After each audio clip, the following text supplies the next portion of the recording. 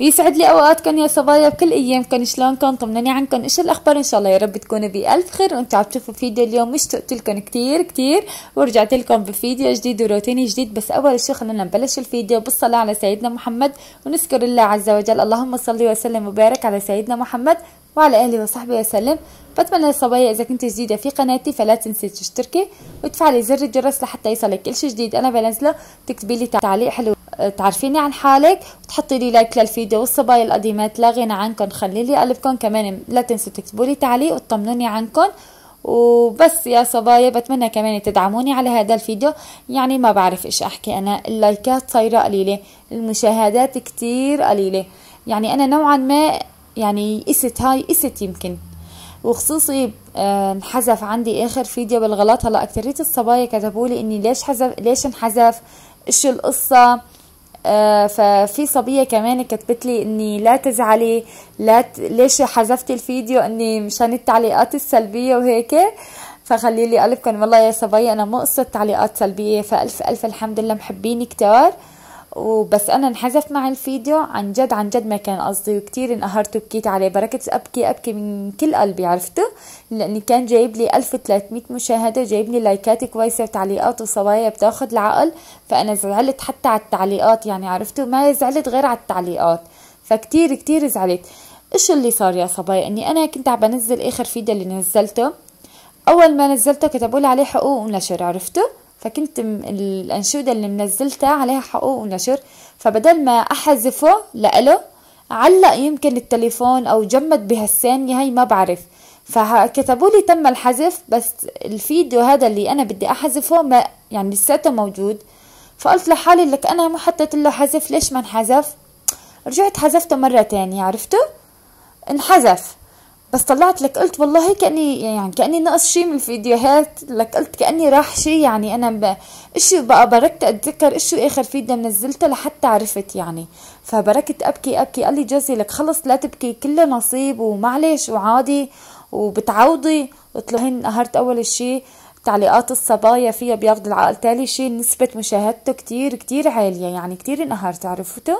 فبتمنى يا صبايا تدعموني هيك، تضلوا تشاركوا الفيديو مع أصدقائكم، أبوس قلبكم يعني هيك مشان ما يروح تعبي على الفاضي، لأني والله كتير كتير عم بتعب. والحلو بالموضوع أن الصبايا كتير حاسين بتعبي، فالله يخلي لي اياكم يا صبايا، وربي يسعدكم يسعد قلبكم ولا يحرمني منكم، والله يفرح قلبكم مثل ما عم بتفرحوني بتعليق باللايك بانكم تشوفوا الفيديو للاخر. فالله يسعد قلبكم يا رب. طولت عليكم كتير وحكيت كتير. هلا انا قبل هالمره قلت لكم اني انا عم بحكي كتير، فقلتوا لي لا خليكي، يعني نحن بنحبك لانك بتحكي كتير وحكياتك حلوه، فانتوا الحلوين خلي لي قلبكم، الله لا يحرمني منكم. والله العظيم انتم صبايا بنرفع فيكم الراس، الله لا يحرمني منكم. يا نعمه من رب العالمين، ربي هيك وهبني اياها بهالغربه عن جد. والله هي طيبه قلبكم هي اللي بتشجعني دائما، بتحفظني اني اقوم هيك افتح الكاميرا واصور معكم، فالله لا يحرمني منكم. وهلا مثل ما كنتم شايفين بالفيديو قمت بالدهين ولوشة الدهين وشلون بدي اقلكم، في مثل بدي اقلكم يا كار موكارك خرب ديارك، يعني مثل المثل اللي بقول مثلا اعطي خبزك للخباز لو حرقوا نصه او لو اكلوا نصه. فكتير اختلفوا هيك يعني انا كتير بخربط يعني اني ايش معناتها عجب، لو حرقوا نصه او اكلوا نصه يا صبايا كتبوا لي.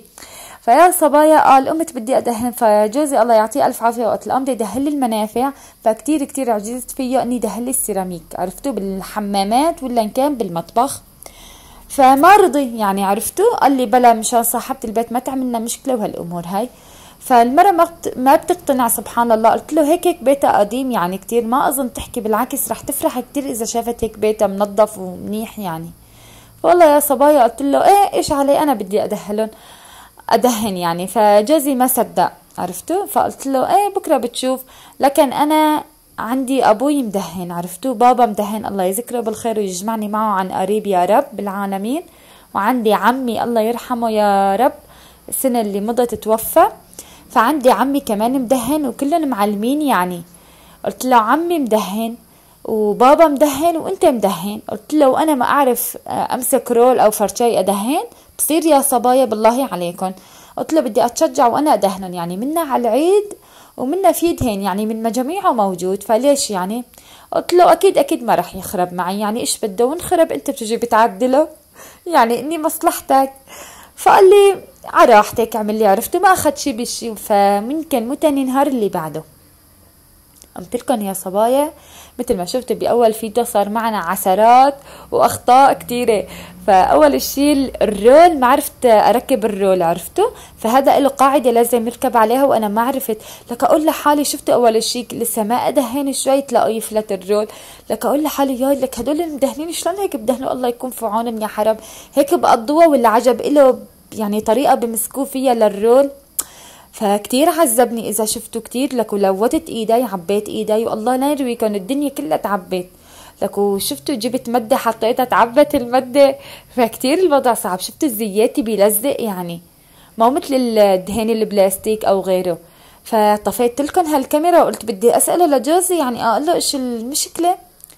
فقلت له هيك عم بصير معي. قال لي هذا له قاعده ولازم اني يركب عليها، عرفتي؟ مشان يصير ثابت.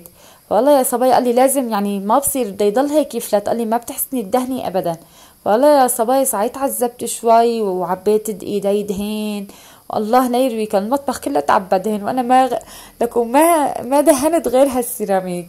فوالله هيك بعد عناء طويل وبعد عثرات وعذاب اول اشي بالمطبخ تعذبت لي شوي، بس مثل ما لكم شايفين بالحمام الف الحمد لله ما تعذبت ابدا. اخذت ايدي مثل ما بقولوا. قلت له والله شغله الدهين سهله ليه بتقولوا عليها صعبه وهالعالم بتجيب مدهنين ويلا ويلا. قلت له لك والله ما بدها شي يعني. قال لي ايه سهله، عامل لي ايه كتير كتير سهله.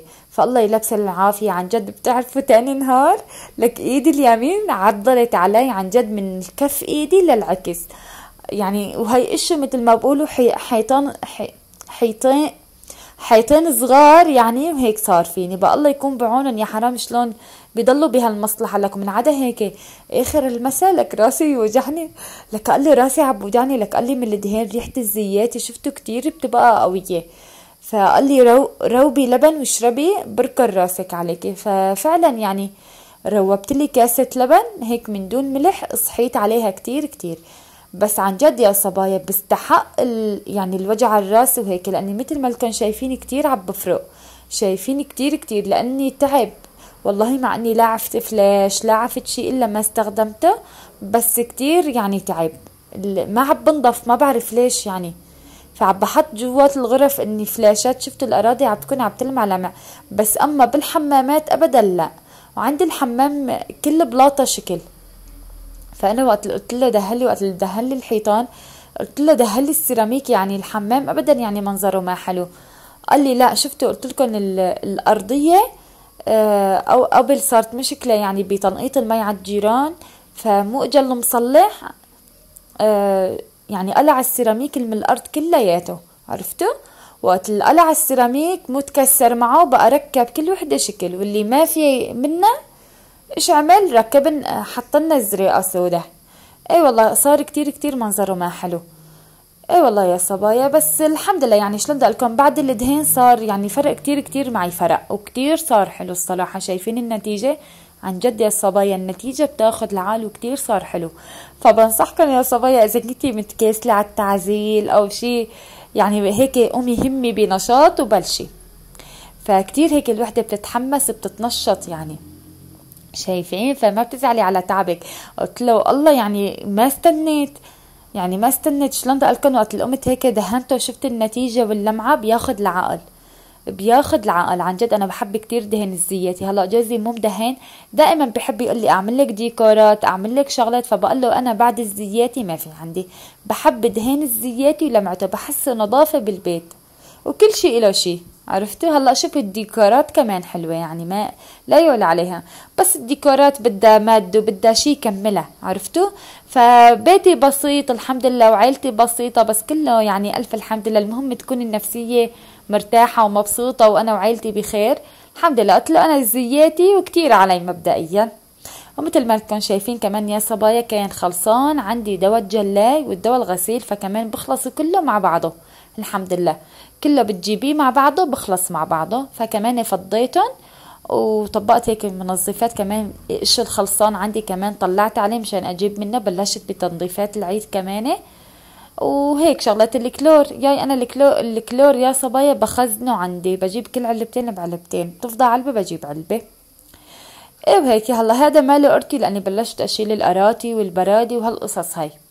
هون يا صبايا حبيت اشارك معكم الكبة المقلية اللي مفرزة. انا قلت لكم قبل هالمرة عليها كتير نتيجتها حلوة كتير كتير، عرفتوا؟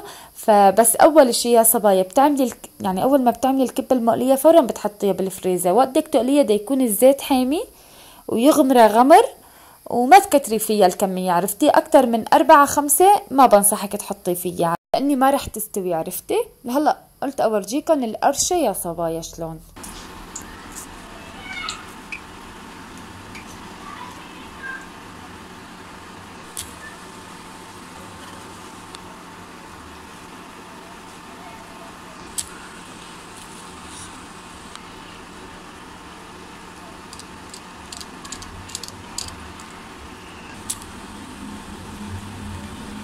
شايفين يا صبايا؟ حبيت اسمعكم قرشة الكبة شلون بتاخد العقل. وعلى فكرة انا هاي الكبة عاملتها بالسميد ها، لا بالهبرة ولا بصدر الفروج.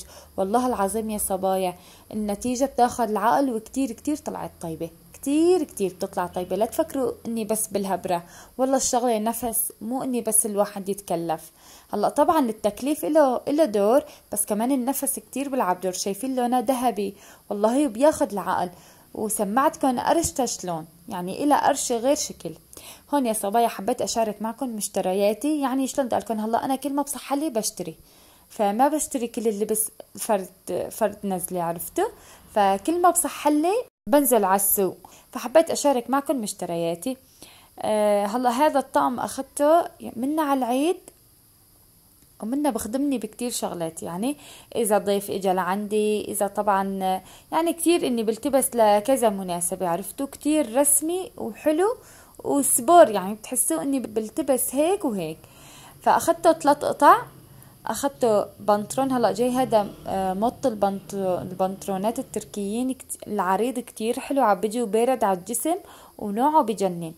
واخدت فوقه هاي، اذا شفتوا الكنزة بتجي هيك قطع حفر يعني، بس اما طويلة بتجي لعند الركبة يمكن واكتر. واخدت فوقه هذا الجاكيت صادة، عرفتوا؟ انا بحب الصادة يا صباي، ما بحب الرش والبرق وهالامور هاي ابدا ابدا. يمكن عرفتوا، صرتوا تعرفوا ذوقي. واخدت هذا كمان التراش كوت، يعني صاير شلون بدي اقولكم لتحت الركبة بكتير، يعني شلون بدي اقولكم كتير طويل، يعني مو اني قصير، عرفتوا؟ فحبيت كمان اشارككم معكم. هلا شوفوا انا رحت اخذ هذا التراش كوت، فتوفقت بالطقم، عرفتوا؟ كتير حلو، نوعيته حلوة. اول اشي يا صبايا يا شو اتفتلت، كتير تعذبت لحتى اخذت. يعني شفتوا بالنزلة اللي قبل هاي، اللي قبل هاي مرة شاركت معكم اني كمان نزلت على السوق وتفرجت، فعجبني شي وقست. بس وقت رحت اشتري طولت لرحت اشتريت. وقت اللي اشتريت بتعرفوا اني قست يمكن 20 تراش كوت مع مانطوي مع ميدي مع كلياته، ومنن اخذت لي الصبية قياسين مانطوي، يعني اخذت لي قياساتهم مزبوطة. فسبحان الله يعني على اخر لحظة قصة هذا، وكتير طلع حلو على اللبس وهادي واكابري. ما بعرف اذا مبين عليكم، فانا كتير بحب هيك شي. والله يعز اخذت هذا تحته. هلا شوفي هذا اخذته من العيد الصغير، عرفتوا؟ بس ما لبسته غير طلعة وحدة، لبسة وحدة بس لبسته وما رجعت لبسته. فكمان قلت بدي البسه يعني على العيد ان شاء الله، يعني لساته جديد، قلت حرام اخذ. واخذت كمان بيجامات لجوزي كمان، حبيت اشاركها معكم. هلا شوفوا البيجامات هدول من عند مندوبة، عرفتوا؟ من عند رفيقتي، يعني بوصي من عندها كتير شغلات، بوصي من عندها كتير كتير قطع حلوة، يعني الله يسلم ايديها يا رب. فوصيت هاي اول بيجامة، وهي التانية كمان كتير حلوات وباردات، ونوعيتهم قطنيتهم كتير كتير حلوة. فشلون بدي اقولكم، بنحب نحن هيك الشي الصادة الخفيف، عرفتوا؟ ما بحب هيك الرسميات اللي كتيرة او شي فيه برق وهيك وهالقصص هاي. وهون يا صبايا كمان كنت موصي على طلبية من فارمسي عطورات، فكمان حبيت اشاركها معكم. هلا شوفوا هذا رجالي، اول شي ريحته بتجنن، وانا اخذته كان عليه عروض، عرفتوا؟ فشايفين حتى بخه كتير بخه حلو، ريحته كتير كتير بتجنن. كانوا الدودرون والعطر الرجالي كان عليهم عرض مع بعضهم يعني، فريحتهم كتير طيبة كتير كتير.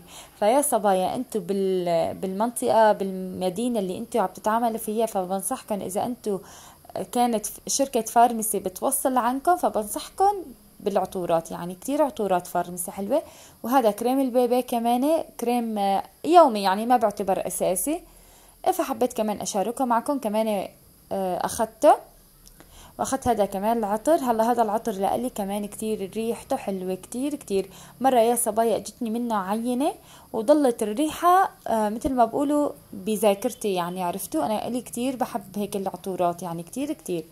فكتير ريحته طيبة يا صبايا، ريحته شلل، فبنصحكم تجيبوا منه. انا كتير شغلات بستخدمها من فارمسي ومالي غنى عنها، مثل الشامبو، مثل اللهم صل على النبي، غير الشامبويات ايش في. هلا هدول ماسكات كمان، هدول اجوني هدايا، عرفتوا هدول يعني مجانا اجوني هدايا. طلبت العطورات يعني طلبيتي طلعت منيحة، فاجوني هدول هدايا.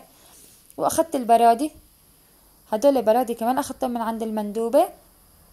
كمان حبيت اشاركه معكم لاني براديني صلن كتير زمان كتير كتير، فحاجتن يعني عتقوا عتقوا عتقوا يعني. وسعرهم مو على فكرة ها مو غالي. ايه والله يا صبايا. وإشي كمان عبالكم اخذ من فارمسي بستعمل الواقي الشمسي، المطريات، عرفتوا. فكتير يعني اني اخذت من عندهم كتير شغلات، فبنصحكم عن جد تاخذوا يعني قطعة وخصوصي يا صبايا العطورات شلل. هون عم بورجيكم الطقم اللي اخذته، عم بورجيكم اياه عن قريب شلون عن جد كتير كتير حلو. وانتو كمان يا صبايا عطوني رأيكم حلو ولا لا. لهون يا صبايا بكون خلص الفيديو، بتمنى يكون عجبكم وحبيتوا. اذا حبيتوا لا تنسوا تعملوا لي لايك للفيديو، تكتبوا لي تعليق حلو من تحت ايديكم الحلوين، ولا تنسوني بدعوة حلوة. الله يسعدكم يا رب، وبحبكم كتير كتير. بشوفكم في فيديو جديد وسلامات.